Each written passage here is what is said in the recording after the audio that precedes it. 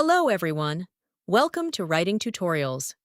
Receiving a collection letter for a debt you do not recognize can be stressful, especially when you are being asked to pay money before you have received enough information to understand where the balance came from. Simply ignoring the notice may not resolve the situation. A written debt validation letter allows you to formally request documentation and create a clear record of your response. In this tutorial, we are going to learn how to write a debt validation letter. We will go through the sample section by section, explain what to write, why each part is important, and show you how to keep the letter clear, professional, and focused on requesting documentation. Let's begin with the sender's information. This section identifies the person making the request and provides contact information for the collection company to use when responding. Make sure your name, mailing address, email address, and telephone number are accurate. For a debt-related matter, it is especially important that your contact information is current so you can receive the company's response. Next comes the date. The sample uses August 18, 2026.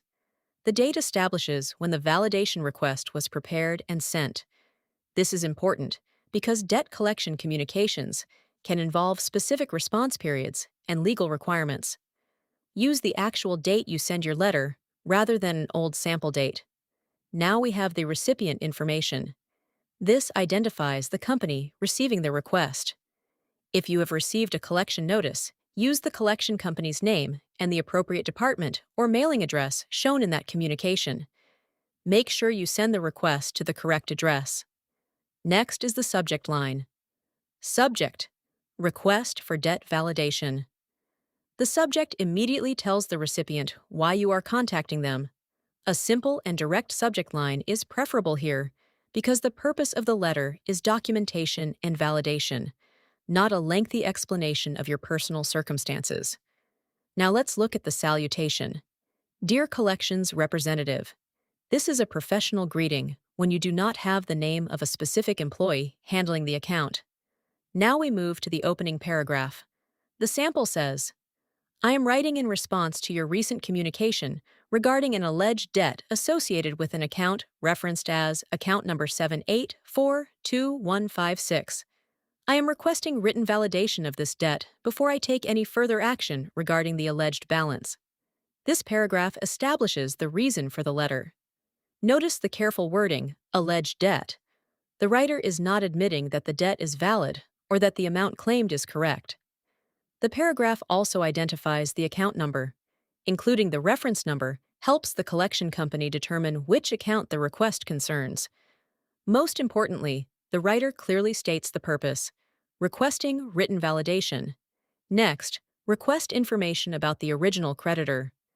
The sample says, please provide documentation establishing that I am legally responsible for this debt, including the name and address of the original creditor, the account number associated with the original account, the date the account was opened, and the date the alleged debt became delinquent.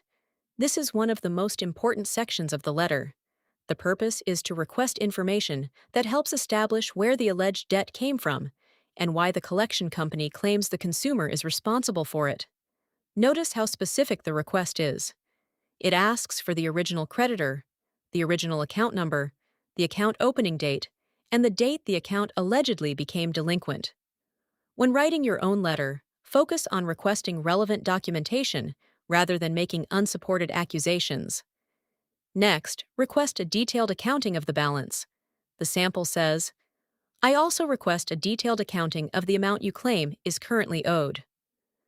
The letter then explains what that accounting should include. This should include the original principal balance, any interest, fees, payments, credits, or other charges that have been applied to the account, along with an explanation of how the current balance was calculated. This section is important because the amount being requested should be understandable.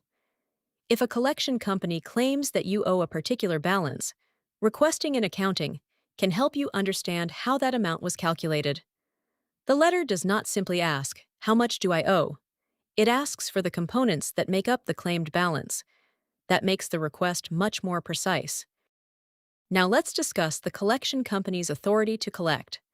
The sample says, In addition, please provide documentation demonstrating that your company has the legal authority to collect this debt, including documentation showing any assignment or transfer of the account if the debt was purchased or transferred from the original creditor.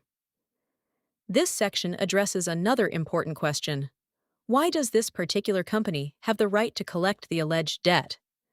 The letter asks for documentation concerning an assignment or transfer if the account was transferred or purchased. Again, the wording focuses on documentation rather than making accusations. When writing your own request, make sure you understand that the specific documentation required or available can depend on the circumstances and applicable law.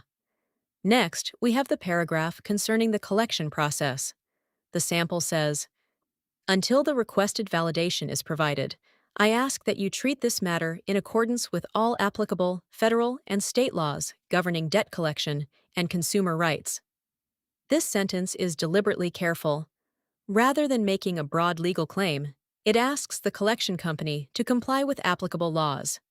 The letter continues, "Please also ensure that any information reported concerning this account is accurate and consistent with the documentation supporting the alleged debt." This is important because information associated with a debt should be accurate.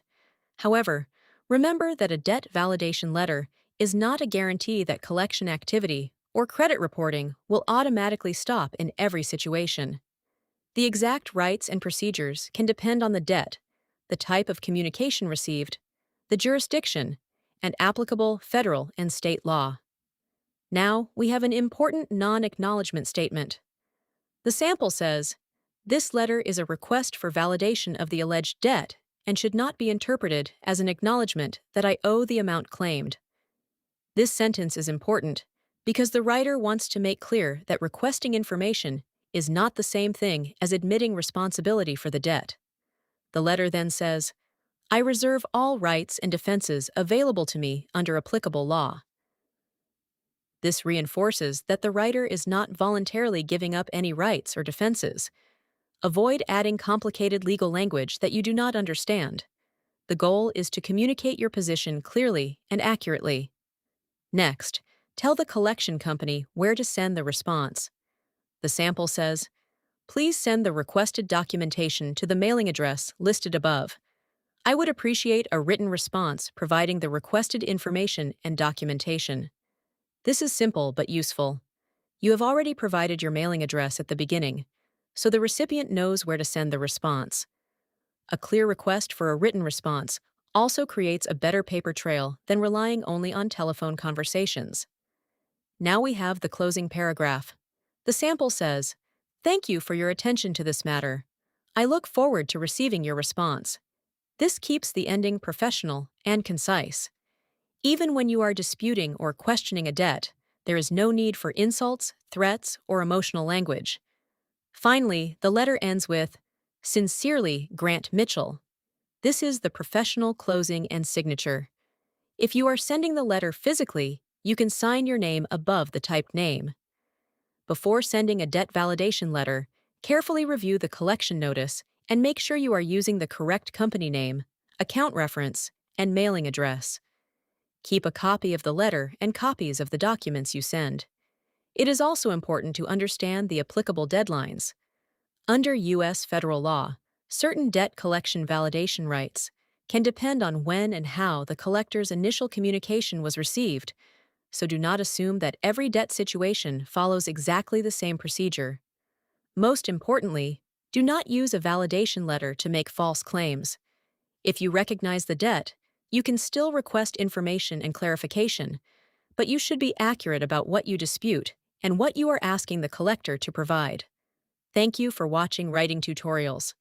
I hope this guide has helped you understand how to write a professional debt validation letter.